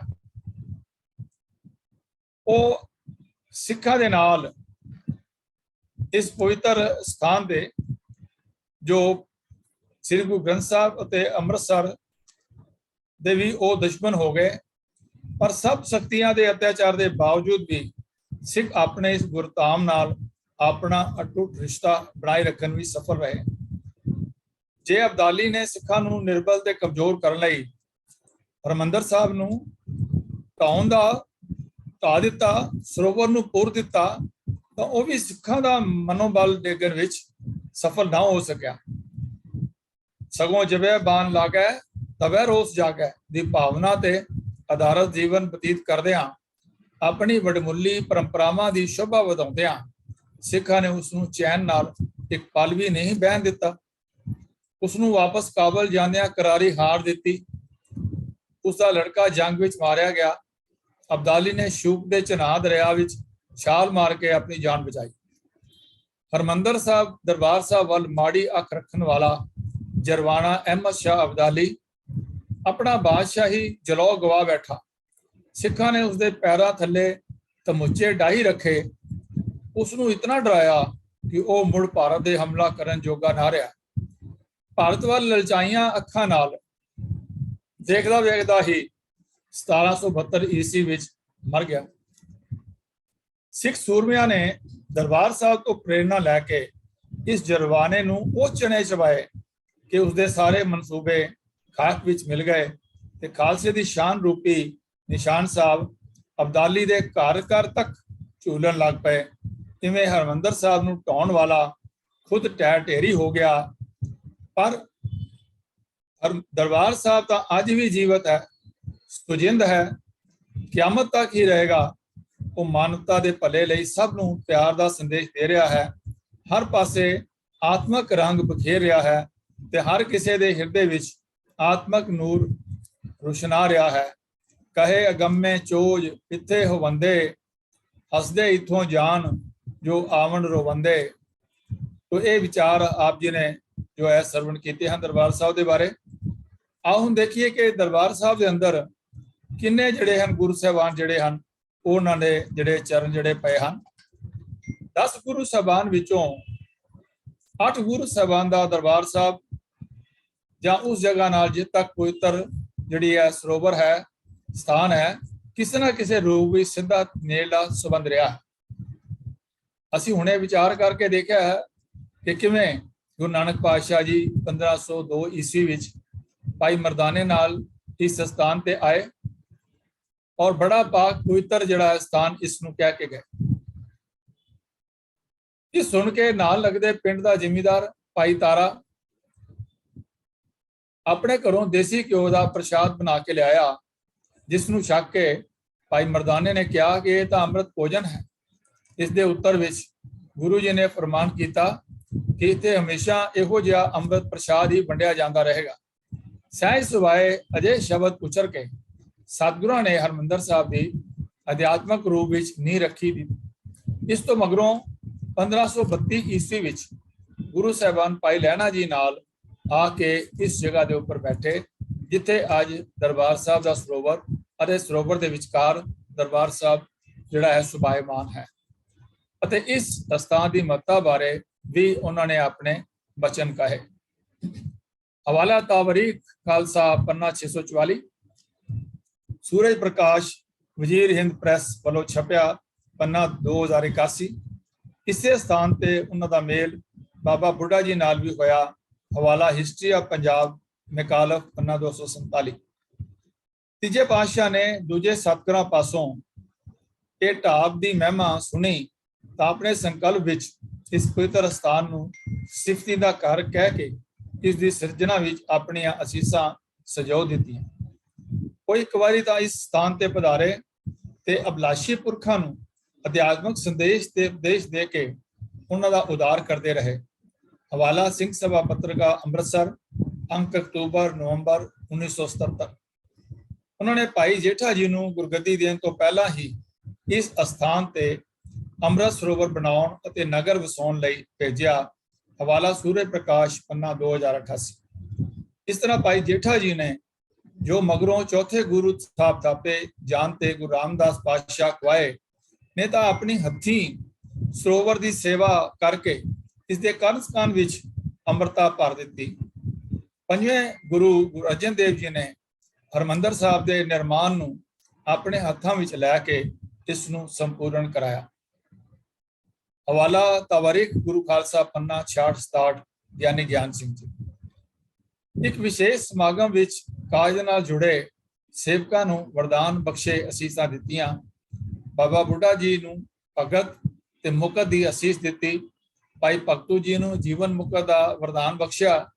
ਭਾਈ ਬਹਿਲੋ ਜੀ ਨੂੰ ਗਿਆਨ ਦਾਨ, ਭਾਈ ਕਲਿਆਣਾ ਜੀ ਨੂੰ ਰੱਬੀ ਪ੍ਰੇਮ, ਭਾਈ ਸਾਲੋ ਜੀ ਨੂੰ ਨਾਮਦਾਨ ਬਖਸ਼ਿਆ। ਕਈ ਸੇਵਕਾਂ ਨੂੰ ਅਜਰਨ ਨੂੰ ਜਰਨ ਦੀਆਂ ਕਾਮਨਾਵਾਂ ਨਾਲ ਸਰਸ਼ਾਰ ਕਰ ਦਿੱਤਾ, ਭਰਪੂਰ ਕਰ ਦਿੱਤਾ ਅਤੇ ਇਹ ਵੀ ਫਰਮਾਇਆ ਕਿ ਹਰਮੰਦਰ ਵਿੱਚ ਸ਼ਰਧਾ ਰੱਖਣ ਵਾਲਿਆਂ ਦੇ ਵਸ ਵਿੱਚ ਸਾਰੀਆਂ ਜਿਹੜੀਆਂ ਹਨ ਉਹ ਤਾਕਤਾਂ ਜਿਹੜੀਆਂ ਉਹ ਰਹਿਣਗੀਆਂ ਹਮੇਸ਼ਾ। ਬਲਿਹਾਰੇ ਗੁਰੂ ਸਾਹਿਬ ਜੀ ਆਪ ਜੀ ਦੇ ਅਜਿਹੇ ਇਲਾਹੀ ਵਰਦਾਨਾਂ ਤੋਂ ਬਲਿਹਾਰੇ। ਭਇਓ ਸੰਪੂਰਨ ਸ੍ਰੀ ਹਰਮੰਦਰ ਜੈ ਸੰਸਰ ਬਰਾਬਰ ਨਾ ਅਪਰ ਹੋਰ ਜੁਗ ਅੰਦਰ। ਗੁਰੂ ਅਰਜਨ ਦੇਵ ਜੀ ਨੇ ਗੁਰਸਿੱਖੀ ਨੂੰ ਕਈ ਨਵੀਆਂ ਦਿਸ਼ਾਵਾਂ ਦੇਣੀਆਂ ਸਨ।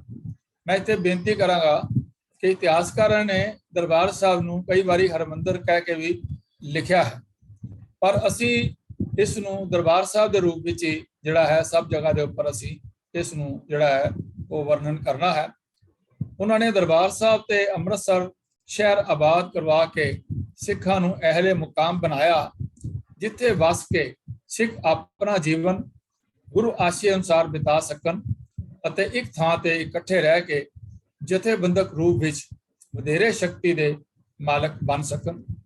ਉਹਨਾਂ ਨੇ ਆਮ ਮਨੁੱਖ ਨੂੰ ਅਕਾਲ ਪੁਰਖ ਦੇ ਪਿਆਰ ਕਲਾਵੇ ਵਿੱਚ ਲਿਆਉਣ ਲਈ ਸਰਲ ਪੰਜਾਬੀ ਭਾਸ਼ਾ ਵਿੱਚ ਵੱਡੀ ਮਾਤਰਾ ਵਿੱਚ ਲਾਹੀ ਬਾਣੀ ਰਚੀ, ਜਿਸ ਦੇ 2218 ਸ਼ਬਦ ਸਨ। ਇਸ ਤਰ੍ਹਾਂ ਸਿੱਖ ਇੱਕ ਸ਼ਕਤੀਸ਼ਾਲੀ ਦੇਸ਼ੀ ਭਾਸ਼ਾ ਨਾਲ ਜੁੜ ਗਏ, ਜੋ ਉਹਨਾਂ ਦੀ ਆਪਣੀ ਬੋਲਚਾਲ ਦੀ ਭਾਸ਼ਾ ਹੋਣ ਕਾਰਨ ਉਸ ਵਿੱਚ ਰਚੀ ਇਲਾਹੀ ਬਾਣੀ ਉਹਨਾਂ ਨੂੰ ਚੰਗੀ ਤਰ੍ਹਾਂ ਸਮਝ ਆਉਣ ਲੱਗ ਪਈ। ਜੋ 2218 ਸ਼ਬਦ ਹਨ, ਇਹ ਪੰਜਵੇਂ ਪਾਤਸ਼ਾਹ ਗੁਰੂ ਅਰਜਨ ਦੇਵ ਮਹਾਰਾਜ ਦੇ ਹਨ। ਇਵੇਂ ਆਪਣੇ ਧਰਮ ਕੰਮਾਂ ਕਾਜਾਂ ਲਈ ਸੰਸਕ੍ਰਿਤ ਰੂਪੀ ਪੰਡਤਾਊ ਭਾਸ਼ਾ ਨਾਲੋਂ ਆਮ ਮਨੁੱਖ ਦਾ ਨਾਤਾ ਟੁੱਟ ਗਿਆ, ਕਿਉਂਕਿ ਉਹਨਾਂ ਦੀਆਂ ਅਜਿਹੀਆਂ ਲੋੜਾਂ ਹੁਣ ਉਹਨਾਂ ਦੀ ਮਾਂ ਬੋਲੀ ਪੰਜਾਬੀ ਹੀ ਪੂਰੀਆਂ ਕਰਨ ਲੱਗ ਪਏ। ਜਿਵੇਂ ਪੰਜਾਬ ਵਾਸੀਆਂ ਨੂੰ ਪੰਚਮ ਪਾਤਸ਼ਾਹ ਜੀ ਨੇ ਅਹਿਲੇ ਜ਼ਬਾਨ ਬਣਾ ਕੇ ਅਥਾਹ ਸ਼ਕਤੀ ਪ੍ਰਦਾਨ ਕੀਤੀ, ਜਿਸ ਨੇ ਉਹਨਾਂ ਦਾ ਸਮਾਜਿਕ ਮਾਨ ਵੀ ਵਧਾਇਆ। ਫਿਰ ਜਦ ਸਨ 1601 ਵਿੱਚ ਦਰਬਾਰ ਸਾਹਿਬ ਦੀ ਸਿਰਜਣਾ ਸੰਪੂਰਨ ਹੋਈ ਤਾਂ ਆਦਿ ਗ੍ਰੰਥ ਸਾਹਿਬ ਆਦਿ ਬੀੜ ਜੀ ਦੀ ਪੋਥੀ ਪਰਮੇਸ਼ਰ ਕਾ ਥਾਨ ਦੀ ਸੰਪਾਦਨਾ ਦਾ ਕਾਰਜ ਆਰੰਭ ਕਰ ਦਿੱਤਾ ਪੰਜਵੇਂ ਪਾਤਸ਼ਾਹ ਜੀ ਨੇ, ਅਤੇ 1 ਸਤੰਬਰ 1604 ਈਸਵੀ ਨੂੰ ਆਦਿ ਗ੍ਰੰਥ ਸਾਹਿਬ ਜੀ ਨੂੰ ਦਰਬਾਰ ਸਾਹਿਬ ਵਿੱਚ ਬਿਰਾਜਮਾਨ ਕਰਨ ਦਾ ਜਿਹੜਾ ਹੈ ਉਪਰਾਲਾ ਵੀ ਉਹ ਸੰਪੰਨ ਹੋਇਆ। ਜਦ ਦਰਬਾਰ ਸਾਹਿਬ ਵਿੱਚ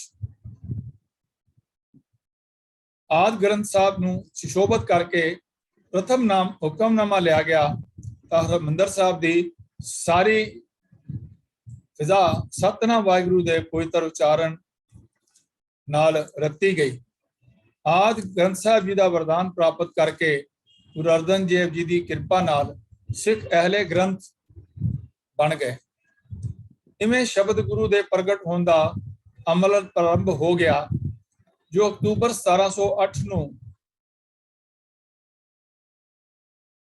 ਗੁਰੂ ਗੋਬਿੰਦ ਸਿੰਘ ਜੀ ਵੱਲੋਂ ਨਾਂਦੇੜ ਵਿਖੇ ਜੋਤੀ ਜੋਤ ਸਮਾਨ ਲੱਗਿਆ ਆਦਿ ਗ੍ਰੰਥ ਸਾਹਿਬ ਨੂੰ ਸ਼ਬਦ ਗੁਰੂ ਦੇ ਰੂਪ ਵਿੱਚ ਗੁਰਗੱਦੀ ਪ੍ਰਦਾਨ ਕਰਨ ਨਾਲ ਸਿੱਖ ਸੰਗਤਾਂ ਵੱਲੋਂ ਸ਼ਰਧਾ ਸੁਮਨ ਅਤੇ ਅਰਪਿਤ ਕਰਦਿਆਂ ਸੰਪੰਨ ਹੋਇਆ। ਸਾਰੇ ਕਾਰਜ ਵਿੱਚ ਗੁਰੂ ਜੋਤਾਂ ਅਤੇ ਉਹਨਾਂ ਦੇ ਸਰੂਪ ਵਿੱਚ ਅਕਾਲ ਪੁਰਖ ਦੀ ਸੁਦ੍ਰਿੜ ਕਿਰਿਆ ਕਰਮਸ਼ੀਲ ਰਹੀ ਹੈ।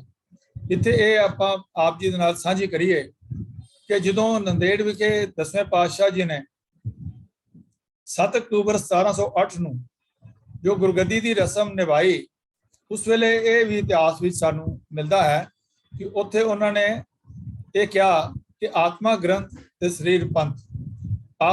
ਪੰਥ ਨੂੰ ਪੰਜ ਪਿਆਰਿਆਂ ਦੀ ਜਿਹੜੀ ਹੈ ਤਾਬਿਆ ਦੇ ਵਿੱਚ ਜਿਹੜੀ ਹੈ ਉਹ ਗੁਰਗੱਦੀ ਸਾਂਝੇ ਰੂਪ ਦੇ ਅੰਦਰ ਪ੍ਰਦਾਨ ਕੀਤੀ ਗਈ ਕਿ ਮੇਰੇ ਸਰੀਰ ਦੇ ਜਿਹੜੇ ਫੰਕਸ਼ਨ ਹਨ ਉਹ ਪੰਥ ਕਰੇਗਾ ਔਰ ਆਤਮਾ ਦੇ ਜਿਹੜੇ ਫੰਕਸ਼ਨ ਹਨ ਉਹ ਗੁਰੂ ਗ੍ਰੰਥ ਸਾਹਿਬ ਦੀ ਬਾਣੀ ਕਰੇਗੀ। तो गुरु अर्जन देव जी का जब हरमंदर साहब दरबार साहब की निर्माण की सेवा करवा रहे सन तो ये वेख के बहुत प्रसन्न हुए कि अकाल पुरख खुद मनुख के रूप में संतां के रूप में इस स्थान के उपर सिर ते टोकरी चुक के ये सारे सेवा जड़े करते आ रहे। तो इत्थे असी ये देखा कि इस तो वड्डी गल होर की हो सकती है कि दरबार साहब ते इस पवित्र भूमि नाल जत जिथे 8 गुरु साहबान सीधे असीधे तौर पर संबंधित रहे हैं, उत्ते अकाल पुरख की महान कृपालता संगत के उपर हुई और संगत ने अपना योगदान पाया। इवें इस नूं विश्व भर दा सब नालों महत्वपूर्ण स्थान होने का सुभागमान बख्शिया। दरबार साहब तां धरती ते सचखंड या बैकुंठ के रूप में उतरिया, जिसकी यही विशेषता है कि इत्थे हर मनुख अकाल पुरख की संतान है।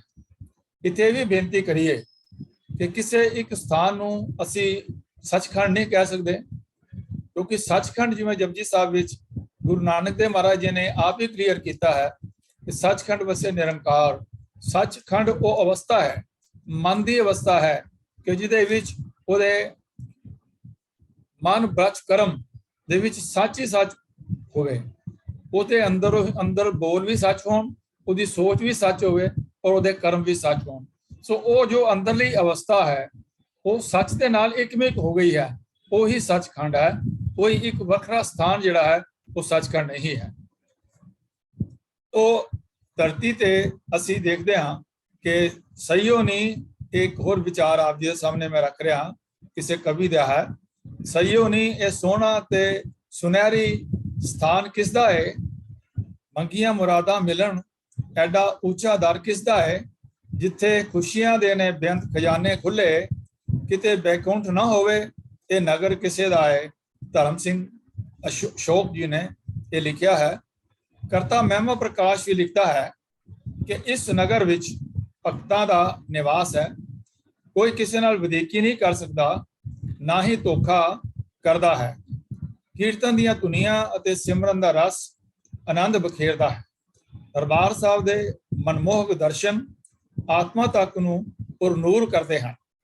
ਭੱਟਾਂ ਨੇ ਆਪਣੇ ਸਵਈਆਂ ਵਿੱਚ ਇਸ ਗੱਲ ਦੇ ਹਵਾਲੇ ਦੇ ਕੇ ਖੁਸ਼ੀ ਪ੍ਰਗਟਾਈ ਹੈ ਕਿ ਗੁਰੂ ਰਾਮਦਾਸ ਅਤੇ ਗੁਰੂ ਅਰਜਨ ਦੇਵ ਜੀ ਦੀ ਪਵਿੱਤਰ ਜੋਤ ਹਰਮੰਦਰ ਕੰਪਲੈਕਸ ਵਿੱਚ ਹਰ ਸਮੇਂ ਜਿਹੜੀ ਹੈ ਉਹ ਬਾਣੀ ਦੇ ਰੂਪ ਵਿੱਚ ਵਿਦਮਾਨ ਹੈ ਅਤੇ ਇਸ ਅਸਥਾਨ ਨੂੰ ਆਪਣੇ ਪੁਨੀਤ ਵਰਦਾਨਾਂ ਨਾਲ ਨਿਰੰਤਰ ਜਿਹੜੇ ਬਾਣੀ ਦੇ ਰੂਪ ਦੇ ਵਿੱਚ ਜਿਹੜੀ ਹੈ ਉਹ ਮਾਲਾ ਮਾਲ ਕਰ ਰਹੀ ਹੈ।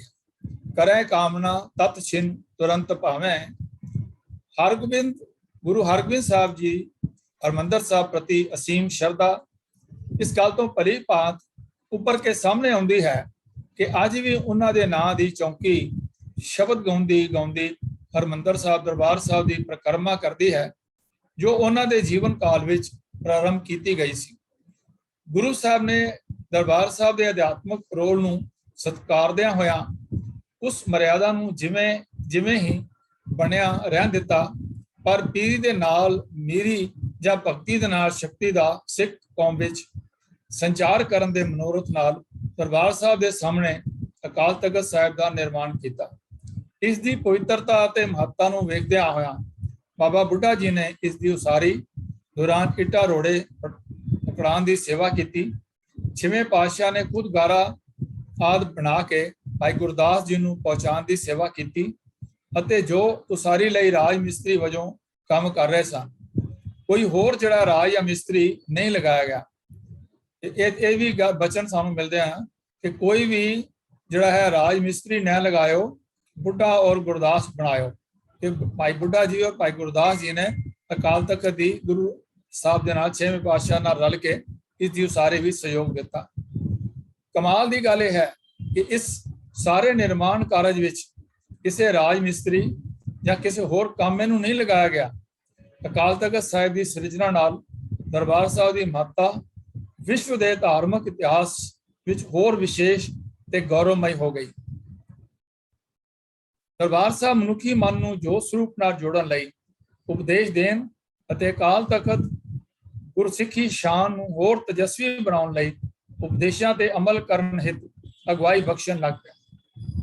ਆਪਣੇ ਯੋਧੇ ਬਲਕਾਰੀ ਦਾਦਾ ਜੀ ਨਾਲ ਪੱਕੇ ਤੌਰ ਤੇ ਕੀਰਤਪੁਰ ਸਾਹਿਬ ਜਾਣ ਤੋਂ ਪਹਿਲਾਂ 7ਵੇਂ ਪਿਤਾ ਗੁਰੂ ਹਰਿ ਸਾਹਿਬ ਨੇ ਵੀ ਹਰਮੰਦਰ ਸਾਹਿਬ ਪਰਿਸਰ ਨੂੰ ਆਪਣੇ ਪਿਆਰ ਨਾਲ ਨਿਹਾਰਿਆ ਤੇ ਸਿੱਖ ਜਗਤ ਵਿੱਚ ਇਸ ਤੀਰਥ ਦਾ ਇਸ ਸਥਾਨ ਦਾ ਮਾਨ ਵਧਾਇਆ। ਸੰਗਤਾਂ ਦੀ ਵਿਸ਼ੇਸ਼ ਬੇਨਤੀ ਤੇ ਉਹ 1651 ਈਸਵੀ ਨੂੰ ਦੀਵਾਲੀ ਦੇ ਕੁਝ ਸਮੇਂ ਲਈ ਕੀਰਤਪੁਰ ਸਾਹਿਬ ਤੋਂ ਦਰਬਾਰ ਸਾਹਿਬ ਵੀ ਪਧਾਰੇ ਸਨ। ਗੁਰੂ ਹਰਕ੍ਰਿਸ਼ਨ ਸਾਹਿਬ ਜੀ ਬਹੁਤ ਛੋਟੀ ਉਮਰ ਵਿੱਚ ਹੀ ਜੋਤੀ ਜੋਤ ਸਮਾ ਗਏ। ਉਹਨਾਂ ਦਾ ਬਹੁਤਾ ਸਮਾਂ ਦਿੱਲੀ ਵਿੱਚ ਹੀ ਲੰਘਿਆ, ਜਿਸ ਕਰਕੇ ਉਹ ਦਰਬਾਰ ਸਾਹਿਬ ਨਾਲ ਆਪਣਾ ਸਰੀਰਕ ਨਾਤਾ ਨਾ ਜੋੜ ਸਕੇ। ਗੁਰੂ ਤੇਗ ਬਹਾਦਰ ਸਾਹਿਬ ਜੋ ਹਿੰਦੀ ਚਾਦਰ ਕਰਕੇ ਵਿਸ਼ਵ ਪ੍ਰਸਿੱਧ ਹਨ, ਅਸਲ ਵਿੱਚ ਉਹ ਸੰਸਾਰ ਦੀ ਚਾਦਰ ਸਨ। ਅੰਮ੍ਰਿਤਸਰ ਵਿਖੇ ਪੈਦਾ ਹੋਏ, ਇਸ ਲਈ ਉਹਨਾਂ ਦਾ ਬਚਪਨ ਦਰਬਾਰ ਸਾਹਿਬ ਨਾਲ ਓਤ-ਪੋਤ ਰਿਹਾ। ਪਰ ਉਹਨਾਂ ਦੇ ਪੁੱਤਰ 10ਵੇਂ ਗੁਰੂ ਸ੍ਰੀ ਗੁਰੂ ਗੋਬਿੰਦ ਸਿੰਘ ਜੀ ਨੇ ਪਟਨਾ ਸਾਹਿਬ ਵਿਖੇ ਉਹਨਾਂ ਦਾ ਪ੍ਰਕਾਸ਼ ਹੋਇਆ। ਉਹ ਛੋਟੀ ਉਮਰੇ ਚੱਕ ਨਾਨਕੀ ਪਾਵਨ ਅਨੰਦਪੁਰ ਸਾਹਿਬ ਆ ਗਏ। ਸ਼ਹਿਰ ਦੀ ਸਥਾਪਨਾ ਉਹਨਾਂ ਨੇ ਪਿਤਾ ਸ੍ਰੀ ਗੁਰੂ ਤੇਗ ਬਹਾਦਰ ਜੀ ਨੂੰ ਦਿੱਲੀ ਚਾਨਣੀ ਜਿਹੜੇ ਉਹਨਾਂ ਨੂੰ ਗੁਰੂ ਤੇਗ ਬਹਾਦਰ ਸਾਹਿਬ ਨੇ ਜੀ 1665 ਨੂੰ ਜਿਹੜੀ ਅਨੰਦਪੁਰ ਸਾਹਿਬ ਦੀ ਜਿਹੜੀ ਹੈ ਉਹ ਸਥਾਪਨਾ ਪ੍ਰਾਰੰਭ ਹੋਈ। 9 ਸਾਲ ਦੀ ਆਯੂ ਵਿੱਚ ਉਹਨਾਂ ਦੇ ਗੁਰੂ ਪਿਤਾ ਗੁਰੂ ਤੇਗ ਬਹਾਦਰ ਸਾਹਿਬ ਜੀ ਨੇ ਦਿੱਲੀ ਚਾਂਦਨੀ ਚੌਕ ਵਿੱਚ ਅਨਿਆਂ ਦੇ ਜ਼ੁਲਮ ਵਿਰੁੱਧ ਸ਼ਹਾਦਤ ਦਿੱਤੀ, ਜਿਸ ਕਾਰਨ ਗੁਰੂ ਗੋਬਿੰਦ ਸਿੰਘ ਜੀ ਨੇ ਖਾਲਸਾ ਸਾਜਨ ਦੀ ਵਿਉਂਤਬੰਦੀ ਕਰਨੀ ਸ਼ੁਰੂ ਕੀਤੀ। ਉੱਥੇ ਜੰਗਲਾਂ ਪਹਾੜਾਂ ਵਿੱਚ ਆਪਣੇ ਸਿੱਖਾਂ ਨੂੰ ਯੁੱਧ ਕਰਤੱਵ ਵਿੱਚ ਨਿਪੁੰਨ ਕਰਨ ਵਿੱਚ ਲੱਗ ਪਏ। ਫਿਰ ਕਈ ਜਗ੍ਹਾ ਉਹਨਾਂ ਮੁਗਲਾਂ ਤੇ ਪਹਾੜੀ ਰਾਜਿਆਂ ਵਿਰੁੱਧ ਲੜਾਈਆਂ ਲੜੀਆਂ। ਅੰਤ ਅਨੰਦਪੁਰ ਸਾਹਿਬ ਨੂੰ ਛੱਡ ਕੇ 640 ਕਿਲੋਮੀਟਰ ਦਾ ਬਿਗੜਾ ਪੈਂਡਾ ਸਰ ਕਰਦੇ ਹੋਏ ਮੁਕਤਸਰ ਤੱਕ ਪਹੁੰਚੇ, ਜਿੱਥੇ 40 ਮੁਕਤੇ ਸ਼ਹੀਦ ਹੋਏ। ਦੀਨਾ ਕਾਂਗੜ ਵਿਖੇ ਗੁਰੂ ਸਾਹਿਬ ਨੇ ਕੁਝ ਦੇਰ ਵਿਸ਼ਰਾਮ ਕੀਤਾ। ਧੀਰ ਮਲੀਆਂ ਤੋਂ ਆਦਿ ਗ੍ਰੰਥ ਸਾਹਿਬ ਦੀ ਬੀੜ ਮੰਗਵਾ ਭੇਜੀ, ਜੋ ਉਹਨਾਂ ਨੇ ਨਾ ਦਿੱਤੀ, ਜਿਸ ਕਰਕੇ ਉਹਨਾਂ ਨੇ ਆਪਣੀ ਦਿਵ ਦ੍ਰਿਸ਼ਟੀ ਨਾਲ ਦੁਬਾਰਾ ਜੋ ਮੰਗਵਾ ਕਰਕੇ ਜੋ ਉਤਾਰੇ ਸਨ ਬੀੜ ਦੇ, ਉਸ ਦੇ ਨਾਲ ਦਮਦਮੀ ਬੀੜ ਜਿਹੜੀ ਹੈ ਉਸ ਨੂੰ ਜਿਹੜਾ ਹੈ ਲਿਖਵਾਇਆ ਗਿਆ। ਇੱਥੇ ਗੁਰੂ ਸਾਹਿਬ ਪੰਜਾਬ ਨੂੰ ਸਦਾ ਲਈ ਅਲਵਿਦਾ ਕਹਿ ਕੇ ਨਾਂਦੇੜ ਚਲੇ ਗਏ, ਜਿੱਥੇ ਉਹ 42 ਸਾਲ ਦੀ ਉਮਰ ਵਿੱਚ 8 ਅਕਤੂਬਰ 1708 ਈਸਵੀ ਨੂੰ ਜੋਤੀ ਜੋਤ ਜਿਹੜੇ ਹਨ ਸਮਾਏ। ਆਪਣੀ ਆਤਮਾ ਗ੍ਰੰਥ ਵਿੱਚ ਤੇ ਸਰੀਰ ਪੰਥ ਵਿੱਚ ਵਿਲੀਨ ਕਰ ਗਏ। ਇਵੇਂ 10ਵੇਂ ਪਾਤਸ਼ਾਹ ਜੀ ਨੂੰ ਵੀ ਦਰਬਾਰ ਸਾਹਿਬ ਪਧਾਰਨ ਦਾ ਅਵਸਰ ਨਹੀਂ ਮਿਲਿਆ, ਪਰ 1699 ਵਿੱਚ ਅੰਮ੍ਰਿਤਸਰ ਦੀਆਂ ਸੰਗਤਾਂ ਦੀ ਬੇਨਤੀ ਤੇ ਦਰਬਾਰ ਸਾਹਿਬ ਦਾ ਸਮੁੱਚਾ ਪ੍ਰਬੰਧ ਗੁਰੂ ਗੋਬਿੰਦ ਸਿੰਘ ਜੀ ਨੇ ਆਪਣੇ ਹੱਥ ਵਿੱਚ ਲੈ ਲਿਆ ਤੇ ਹਰਮੰਦਰ ਸਾਹਿਬ ਦੀ ਆਬਾ ਨੂੰ ਦੇਖਦਿਆਂ ਹੋਇਆਂ ਉੱਥੇ ਗੁਰਸਿੱਖ ਮਰਿਆਦਾ ਅਨੁਸਾਰ ਕਾਰਜ ਵਿਧੀ ਚਲਾਉਣ ਲਈ ਗੁਰੂ ਸਾਹਿਬ ਨੇ ਆਪਣੇ ਅਨੰਦ ਸਿੱਖ ਭਾਈ ਮਨੀ ਸਿੰਘ ਜੀ ਨੂੰ ਹਰਮੰਦਰ ਸਾਹਿਬ ਦਰਬਾਰ ਸਾਹਿਬ ਦਾ ਤੇ ਅਕਾਲ ਤਖਤ ਸਾਹਿਬ ਦਾ ਇੰਚਾਰਜ ਥਾਪ ਕੇ ਔਰ ਗੁਰੂ ਸਾਹਿਬ ਤੋਂ ਪੂਰੀ ਅਗਵਾਈ ਲੈਂਦੇ ਰਹੇ। ਭਾਵ 8ਵੇਂ ਤੇ 10ਵੇਂ ਗੁਰੂ ਸਾਹਿਬਾਨ ਨਿਜ ਰੂਪ ਵਿੱਚ ਦਰਬਾਰ ਸਾਹਿਬ ਤੱਕ ਪਧਾਰ ਨਾ ਸਕੇ, ਪਰ ਗੁਰੂ ਗ੍ਰੰਥ ਸਾਹਿਬ ਦੇ ਰੂਪ ਵਿੱਚ 10 ਗੁਰੂ ਸਾਹਿਬਾਨ ਦੇ ਪਵਿੱਤਰ ਜੋਤ ਦਰਬਾਰ ਸਾਹਿਬ ਵਿੱਚ ਨਿਰੰਤਰ ਰੂਪ ਵਿੱਚ ਹਰ ਸਮੇਂ ਬਿਰਾਜਮਾਨ ਹੈ। ਜਦ ਤੱਕ ਦੁਨੀਆ ਕਾਇਮ ਰਹੇਗੀ, ਮਾਨਵ ਸਮਾਜ ਦਰਬਾਰ ਸਾਹਿਬ ਵਿੱਚ ਗੁਰੂ ਗ੍ਰੰਥ ਸਾਹਿਬ ਦੇ ਰੂਪ ਵਿੱਚ ਇਹਨਾਂ ਦੇ ਖੁੱਲ ਕੇ ਦਰਸ਼ਨ ਕਰਦਾ ਰਹੇਗਾ ਤੇ ਕਰ ਰਿਹਾ ਹੈ। ਤੋ ਆਓ ਅੱਜ ਇੱਥੇ ਤੱਕ ਨੇ ਆਪਾਂ ਵਿਚਾਰ ਕੀਤੀ ਹੈ। ਬਾਕੀ ਇਸ ਲੜੀ ਵਿੱਚ ਅਗਲੇ ਬੁੱਧਵਾਰ ਇਸ ਲੜੀ ਨੂੰ ਹੋਰ ਜਿਹੜੇ ਇੰਪੋਰਟੈਂਟ ਐਸਪੈਕਟਸ ਹਨ ਉਹ ਆਪ ਜੀ ਦੇ ਨਾਲ ਸਾਂਝੇ ਕੀਤੇ ਜਾਂਦੇ ਹਨ। ਅੱਜ ਦੀ ਵਿਚਾਰ ਕਰਦੇ ਹਨ ਅਨੇਕਾਂ ਭੁੱਲਾਂ ਹੋ ਗਈਆਂ ਹੋਣਗੀਆਂ, ਅਣਜਾਣ ਬੱਚਾ ਸਮਝ ਕੇ ਭੁੱਲਾਂ ਬਖਸ਼ ਲੈਣਾ। ਗੱਜ ਕੇ ਫਤਿਹ ਬੁਲਾਓ ਜੀ। ਵਾਹਿਗੁਰੂ ਜੀ ਕਾ ਖਾਲਸਾ, ਵਾਹਿਗੁਰੂ ਜੀ ਕੀ